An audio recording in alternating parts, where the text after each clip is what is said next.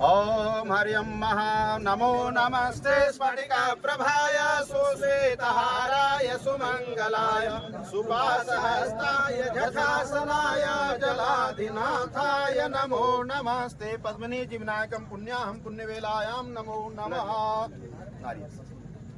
ओम हरियम महाभद्रं कर्णेभिः शृणुयाम देवा भद्रं पश्येमाक्षभिर्यजत्राः।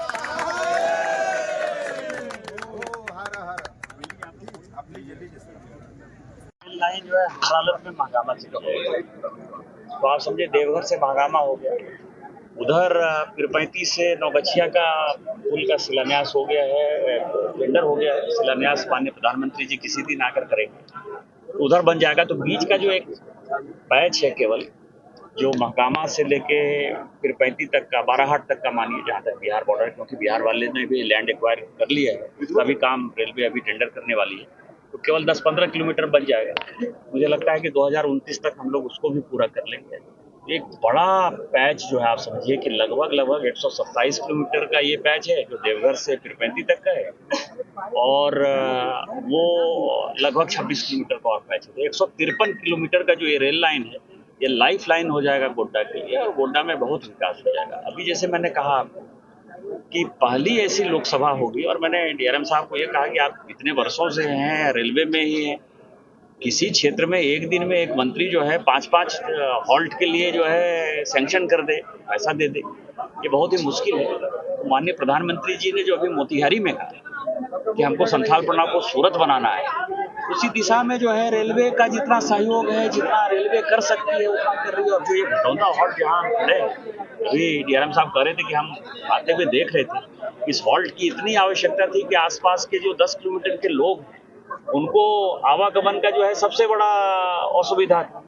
और यहाँ रेलवे आज भी गरीबों का साधन, कम पैसे में आप कहाँ जल्दी से पहुंच सकते हैं, इससे बढ़िया कोई साधन नहीं हो सकता। सॉल्ट वाले का विरोध लगातार हो रहे थे, उस पर मतलब कुछ नहीं है, विरोध कुछ नहीं हो रहा है। मैं यहाँ केवल इतना कह सकता हूँ कि लोगों को अपना न्यूसेंस चाहिए, उनको ये लगता है कि मैं जिंदा हूँ, इसके लिए उनको कुछ बोलना है ना, इसलिए विरोध किया है। विरोध थोड़े होना है, हॉल्ट के लिए तो सब खुशी है।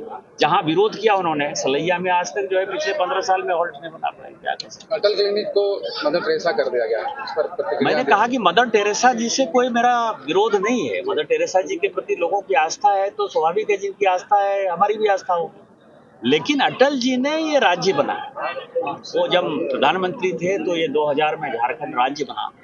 अटल जी इस देश के प्रधानमंत्री और बड़े सम्मानित प्रधानमंत्री, कांग्रेस के लिए भी सम्मानित प्रधानमंत्री थे। उनके नाम को मिटाकर उसी योजना में दूसरे का नाम डाल देना ये कहीं से उचित नहीं। और मैंने यही कहा कि मदर टेरेसा की जो आत्मा है, क्योंकि क्रिश्चियन समाज उनको जो है भगवान की तरफ पूजता है, मानता है, और उनको वेटिकन ने जो है भगवान की उपाधि भी दी है, तो वो खुद भी जो है ऊपर से रो ही रही होंगी कि मुझे किस पॉलिटिकल कंट्रोवर्सी में फंसा दिया। कभी वो राजनीति की कंट्रोवर्सी में तो फंसी। मोदी जी के बारे में राहुल गांधी कहते हैं तालकटोरा स्टेडियम में कि हवाई हैं, उन्हें मीडिया ने सिर्फ दोबारा बना कर रखा है, कुछ दम नहीं है। आप यहाँ खड़े हैं जी, यहाँ आप क्या कहेंगे मोदी जी को? मैं जहाँ भटौंदा एक छोटे से गांव में खड़ा हूँ, यहाँ आप मोदी जी के बारे में क्या कहेंगे? मोदी जी यदि नहीं रहते प्रधानमंत्री तो आपको लगता है कि ये रेल लाइन बन जाता? आपको क्या लगता है भटौंदा में हॉल्ट बन जाता है? सर रेलवे की बात तो हो गई, रिवर फ्रंट को लेकर के लोगों में उत्सुकता है जानने को लेकर के क्या रिवर फ्रंट बनेगा, उसका डीपीआर के लिए कल भी हमने बातचीत किया है। संतोष जी उसके लिए लगातार लगे हुए हैं, और मुझे लगता है कि ये कन्वारा की तरफ जो है 4 लेन का रिवर फ्रंट। गोड्डा से कई रेल तो खुल रहे हैं, लेकिन गोड्डावासी को दुमका जाने बहुत कठिनाई होती है, कारण जो मेल होती थी हटिया से, वो मेल शायद लोग को नहीं हो पाता है, सुबह नहीं पकड़ा पाती। सीधा ही ट्रेन मिल जाएगा, इसके लिए क्या परेशानी है? गोड्डा के लोग केवल डिमांड कर रहे हैं, उनका डिमांड पूरा हो जाएगा। पहले कानपुर से आते थे उससे मेल मिल जाता था, अब मेल नहीं मिल पाता है। सब मिलेगा। अभी जो कुछ ट्रेन है, कुछ श्रावणी मेला के लिए थोड़ा बायां दायां हुआ है, तो सारी चीजें ठीक है।